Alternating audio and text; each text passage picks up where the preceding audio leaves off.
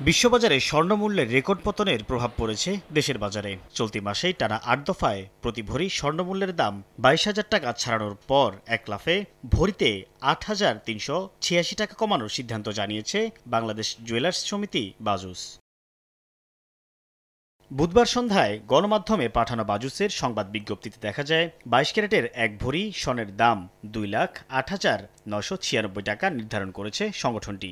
এছাড়া ২১ ক্যারেটের এক ভরি ১,৯৯,৫০১ টাকা, ১৮ ক্যারেট ১,৭০,৯৯৪ টাকা ও এক ভরি সনাতন স্বর্ণের দাম ১,৪২,২১৯ টাকা নির্ধারণ করা হয়েছে। এর আগে সবশেষ গত ১৯ অক্টোবর দেশের বাজারে স্বর্ণের দাম সমন্বয় করেছিল বাজুস। সেদিন ভরিতে ১,০৫০ টাকা বাড়িয়ে ২২ ক্যারেটের এক ভরি স্বর্ণের দাম ২,১৭,৩৮২ টাকা নির্ধারণ করেছিল সংগঠনটি, যা এতদিন ছিল দেশের বাজারে মূল্যবান এই ধাতুর সর্বোচ্চ দাম।